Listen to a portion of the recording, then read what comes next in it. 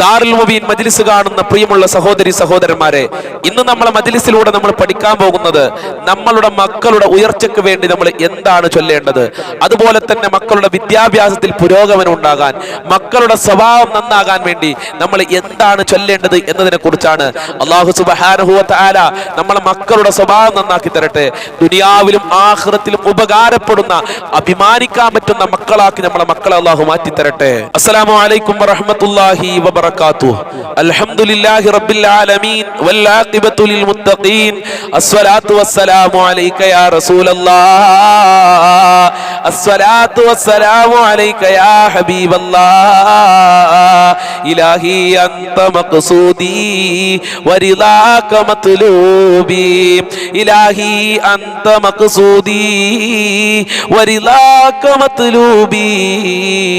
അല്ലാഹുമ്മ ഖ്ലി ഹജാതിനാ യാ ഖാദിയൽ ഹജാത്. യാ റബ്ബി ബിൽ മുസ്തഫാ ബല്ലിഗ് മഖാസിദനാ വഗ്ഫിർ ലനാ മാ മദാ.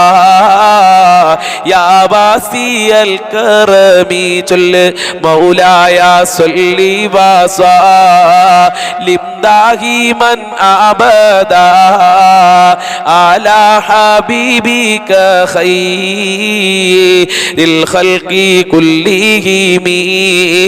ഒന്നുകൂടെ ചൊല്ലിക്കോ. മനസ്സിലുള്ള എല്ലാ പ്രയാസങ്ങളും കൊണ്ടുവന്ന്, എല്ലാ ദുഃഖങ്ങളും കൊണ്ടുവന്ന് അല്ലാഹുവിന്റെ റസൂലിന്റെ മദ്ഹായ യാ റബ്ബി ബിൽ മുസ്തഫ ചൊല്ലിക്കോ. ഉമ്മമാരെ, പരിഹാരമുണ്ട്. കടങ്ങൾ വീടും, രോഗങ്ങൾ ശിഫയാകും, ദാമ്പത്യ ജീവിതത്തിൽ ഖൈറുണ്ടാകും. ചൊല്ലിക്കോ യാ റബ്ബി ബിൽ മുസ്തഫ ബല്ലിഗ് മഖാസിദനാ വഗ്ഫിർ ലനാ മാ മദാ യാ വാസിഅൽ കറമി.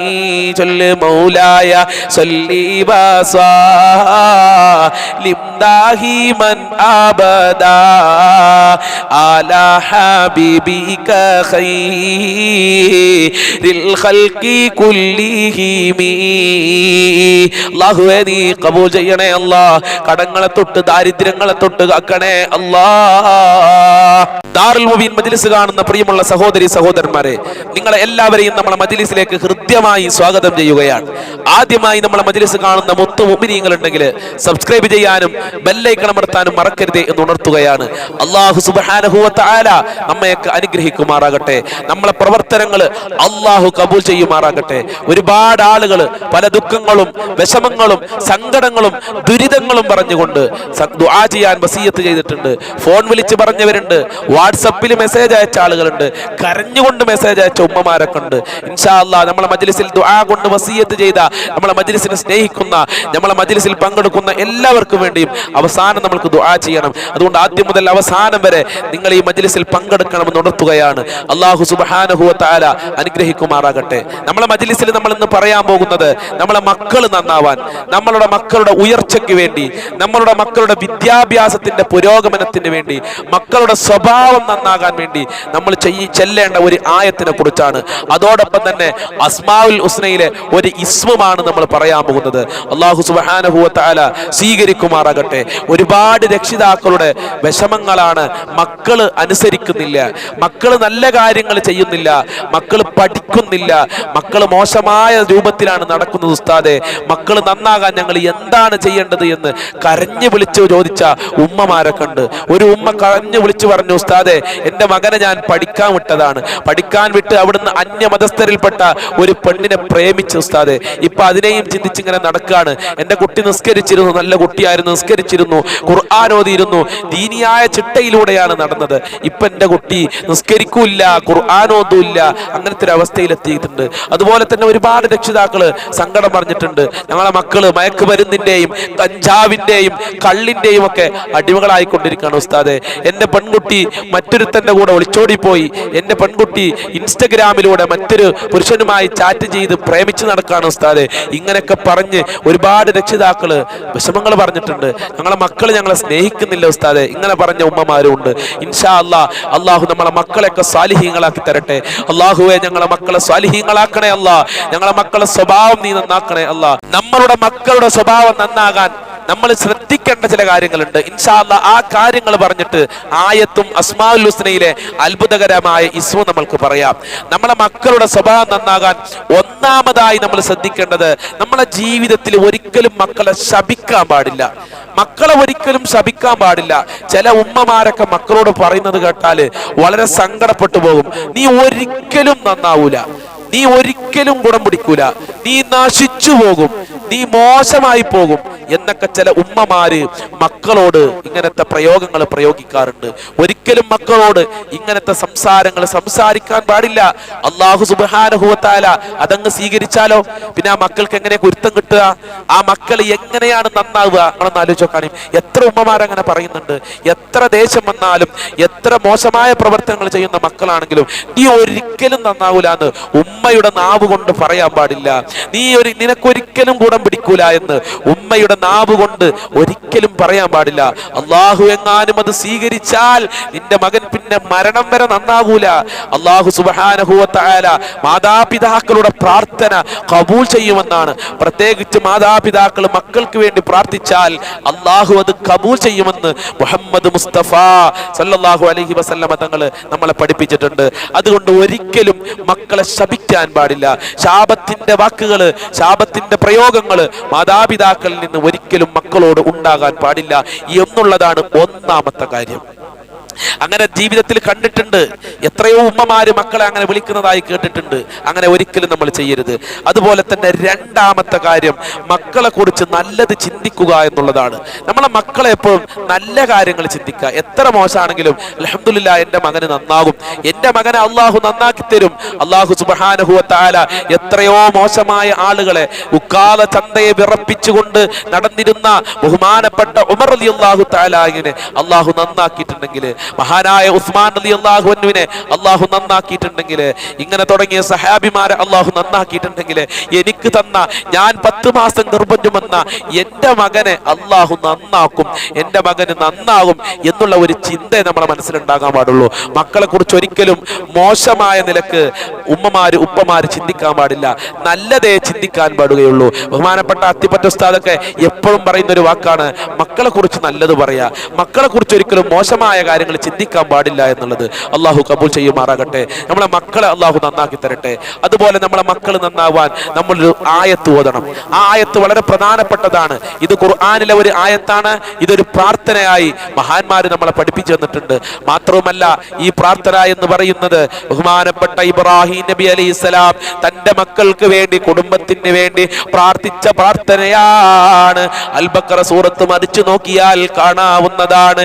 ഏതാണ് ആ ആയത്തെന്നറിയോ? റബ്ബനാ ഹബ് ലനാ മിൻ അസ്വാജിനാ വദുർരിയാതിനാ ഖുർറത അയ്നിൻ വജ്അൽനാ ലിൽ മുത്തഖീന ഇമാമാ. ഇത് വളരെ പ്രധാനപ്പെട്ട ഒരു പ്രാർത്ഥനയാണ്. ഇബ്രാഹിം നബി അലൈഹിസ്സലാം തന്റെ മക്കൾക്ക് വേണ്ടി പ്രാർത്ഥിച്ച പ്രാർത്ഥനയാണ്. ഇബ്രാഹിം നബി അലൈഹിസ്സലാം മക്കൾക്ക് വേണ്ടി ഈ പ്രാർത്ഥന പ്രാർത്ഥിച്ചപ്പോൾ ലോക ചരിത്രത്തിൽ അറിയപ്പെട്ട ഇസ്മായിൽ നബി അലൈഹിസ്സലാമിനെ അള്ളാഹു കൊടുത്തില്ലേ? ഇസ്ഹാഖ് നബിയെ അള്ളാഹു കൊടുത്തില്ലേ? ഇന്നും ബഹുമാനപ്പെട്ട ഇസ്ഹാഖ് നബിയെയും ബഹുമാനപ്പെട്ട ഇസ്മായിൽ നബിയെയും ലോകം വാഴ്ത്തിക്കൊണ്ടിരിക്കുകയാണ്. അത് ഇബ്രാഹിം നബി അലൈഹിസ്സലാമിന്റെ ഒരു പ്രാർത്ഥനയാണ്.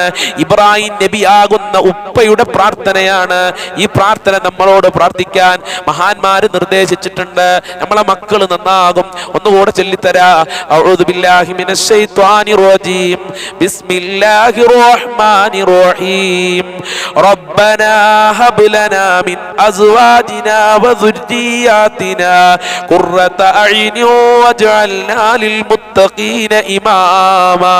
ഈ പ്രാർത്ഥന നമ്മൾ 5 വക്ത് നിസ്കാരത്തിന്റെ ശേഷവും പ്രാർത്ഥിക്കണം.